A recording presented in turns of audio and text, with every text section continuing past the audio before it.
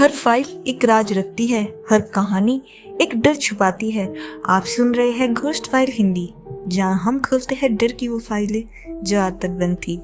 तो आज की फाइल हमें लेकर चलती है मुंबई। ये शहर कभी सोता नहीं, लेकिन इस शहर की तेज रफ्तार जिंदगी के बीच एक सड़क ऐसी भी है जो रात के बाद जागती है।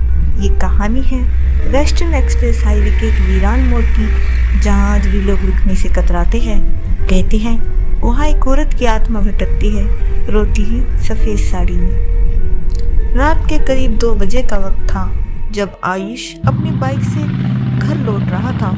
बारिश थमी थी और सड़क पर सिर्फ स्ट्रीट लाइट्स की पीली रोशनी थी। तभी से दूर से किसी के रोने की आवाज सुनाई दी।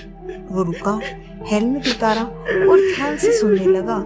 कोई मेरी मदद करो। ये दर्द भरी आवाज किसी औरत की लग रही थी। उसकी सांसें तेज हो गई, लेकिन जैसे ही उसने आगे झुककर देखा, एक औरत सड़क के किनारे पर बैठी थी, भीगी हुई सफेद साड़ी में, बाल बिखरे हुए और उसका चेहरा नीचे की तरफ झुका हुआ था।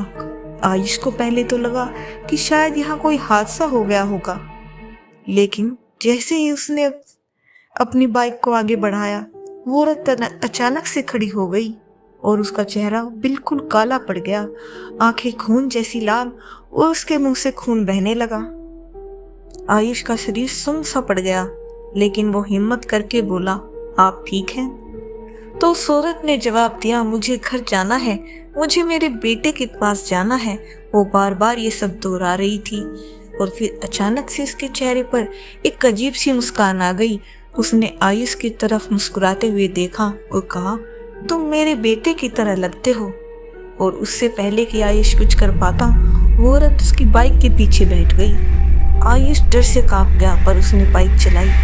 पर जैसे ही उसने शीशे में पीछे की ओर देखा, वो औरत वहां नहीं थी, लेकिन उसकी हंसी अभी भी बाइक के पीछे की सीट से आ रही थी। तुम भी अब मेरे साथ जाओगे, वो बार बार ये कह रही थी।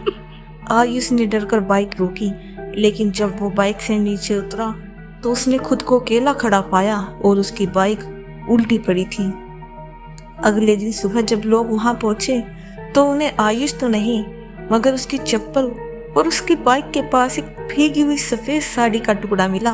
कहते हैं सालों पहले वहां एक औरत अपने बेटे को लेने स्टेशन जा रही थी, लेकिन एक सड़क हादसे में उसकी मौत हो गई। वो कभी घर नहीं लौट पाई।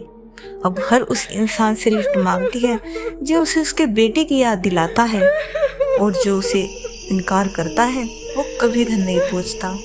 तो अगली बार जब भी आप मुंबई की सड़कों पर रात को अकेले निकले और अगर कोई औरत रोती हुई दिखे तो रुकिएगा नहीं, वरना अगली कहानी आप भी हो सकते हैं।